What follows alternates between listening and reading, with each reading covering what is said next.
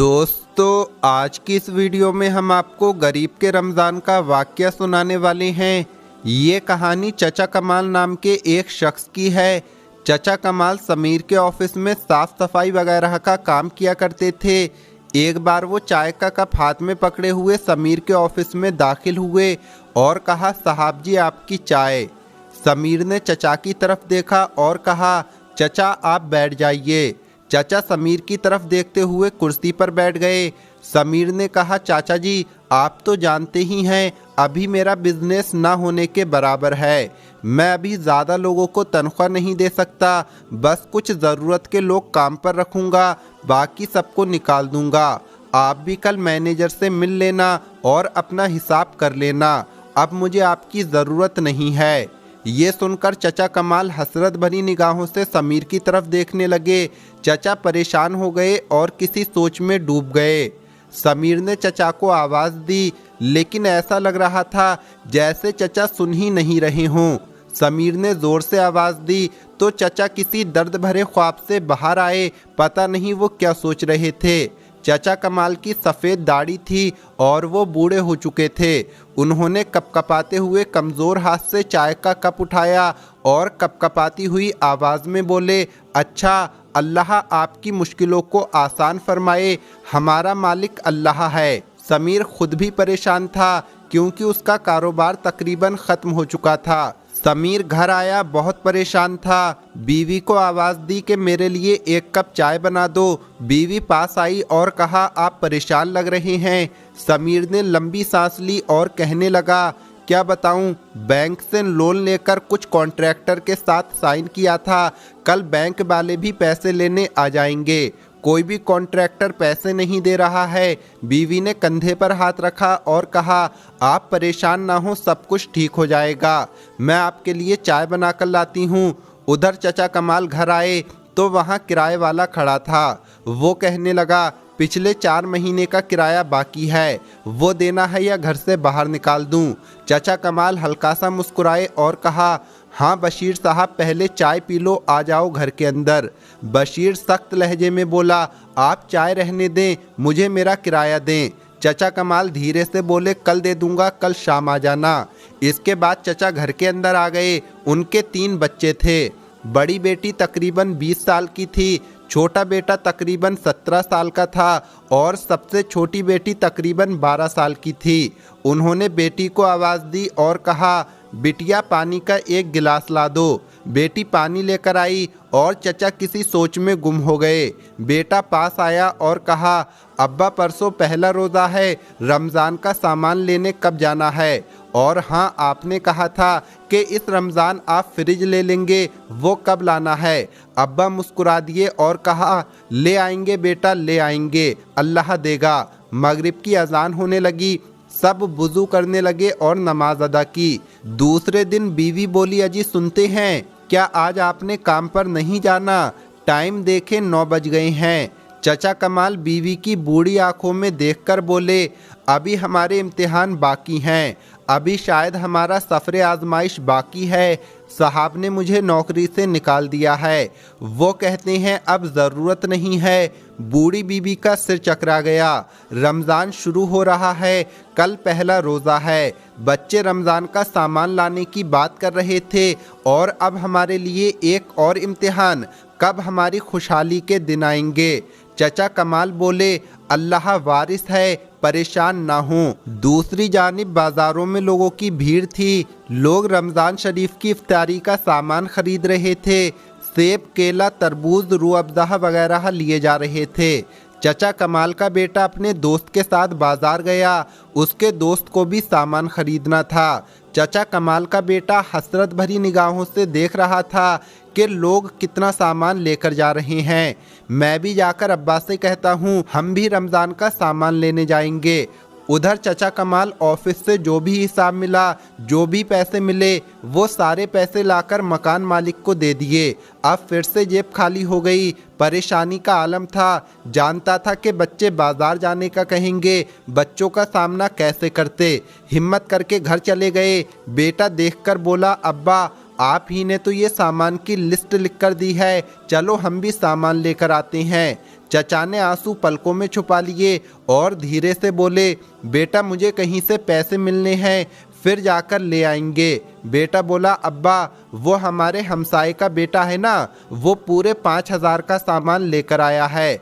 अब्बा चुप हो गए। आज पहला रोज़ा था। सहरी में खाने के लिए क्या था? वही रात का बना हुआ खाना। चाय बनाने के लिए दूध तक नहीं था, खाने के लिए दही, रात की बची हुई सब्जी। सबने गर्म करके सहरी कर ली और इबादत करने लगे। दिन गुजरा और इफ्तारी का वक्त होने लगा।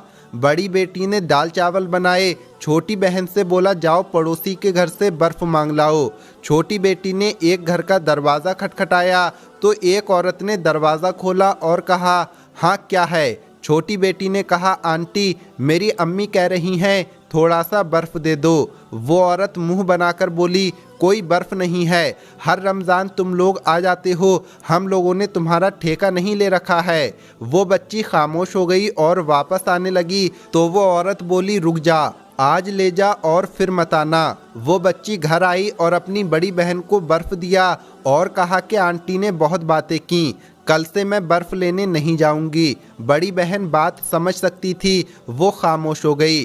सब इफ्तारी के लिए बैठ गए। पानी और चंद खजूरें दस्तरख्वान पर थीं। अजान हुई तो सब लोग इफ्तारी करने लगे। छोटी बेटी बोली, अब्बा जिनके घर में बर्फ़ लेने गई थी ना, वो सेब वाला जूस बना रहे थे। उन्होंने बहुत सारे फ्रूट काटे हुए थे। वो नारियल वाला मीठा पानी होता है ना, वो बना रहे थे। अब्बा हमको भी लाकर दो ना। चचा कमाल ने सिर पर हाथ फेरा और कहा, मेरी बच्ची अल्लाह देगा हमको। बेटा कहने लगा, अब्बा मैं कल से मस्जिद में इफ्तारी किया करूँगा, वहाँ के लोग बहुत सारा सामान देते हैं। माँ धीरे से बोली, कोई ज़रूरत नहीं है, घर पर ही इफ्तारी करो। देखते देखते 10 रोज़े गुजर गए। बच्चे रोज़ाना पकौड़े, समोसे या फल फ्रूट का कहते, अब्बा हर रोज़ टाल देता। बेटा जिद करने लगा कि अब्बा रोज़ाना गर्म पानी से इफ्तारी करते हैं, कुछ भी नहीं है घर में, हमको आज सेब केले ला कर दो। चचा कमाल मुस्कुराने लगे और कहा, अच्छा मैं बाज़ार जाता हूँ और कुछ लेकर आता हूँ। चचा कमाल बाज़ार गए। उनके पास सिर्फ 30 रुपए थे। उन्होंने एक फल वाले से पूछा, ये सेब कितने के किलो हैं? उन्होंने बताया, ये वाले 300 के और ये वाले 350 के हैं। हर चीज़ का रेट बहुत ज़्यादा था। चचा कमाल खामोश हो गए। फिर बोले, ये लो 30 रुपए, इसके जितने सेब आते हैं मुझे दे दो। दुकानदार हंसने लगा, चचा 30 का बस एक सेब ही आएगा। इत्तेफाक से समीर जिसके ऑफिस में चचा काम करते थे,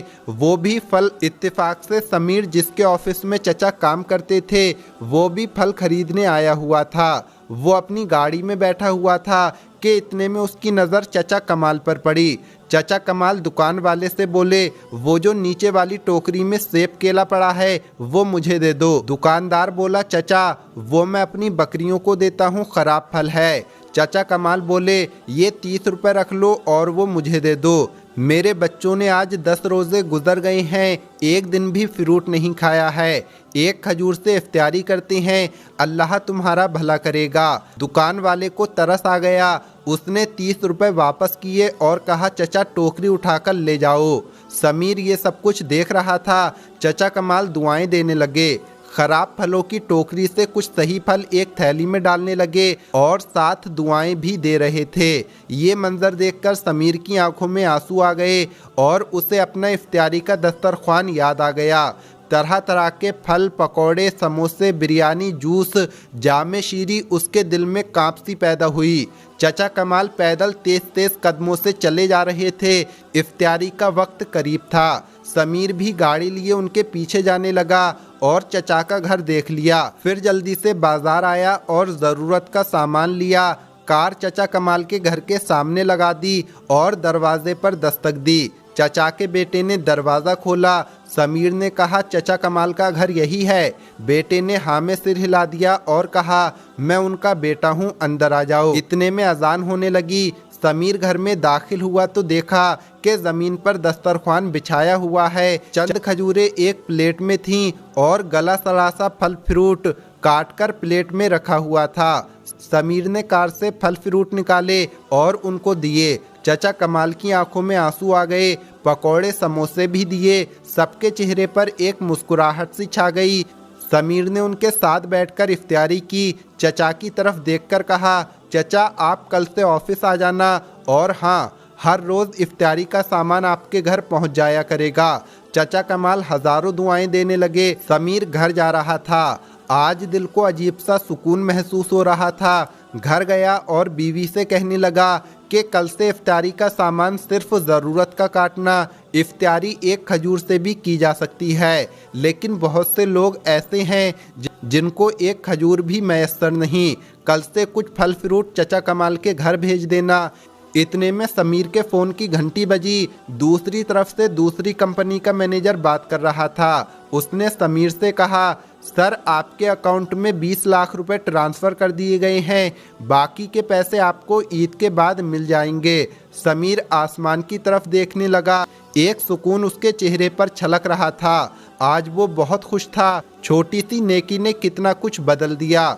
चचा कमाल के घर मुस्कुराहटें खुशबू बनकर महकने लगीं और समीर की कंपनी को पैसे भी मिल गए। दोस्तों, रमज़ान का महीना चल रहा है। अपने आसपास गरीब ज़रूरतमंद लोगों का ख्याल ज़रूर रखें। अपने आसपास देखें, बहुत से लोग ऐसे होते हैं जो किसी इंसान के सामने हाथ नहीं फैलाना चाहते, तो ऐसे लोगों की भी ज़रूर मदद किया करें।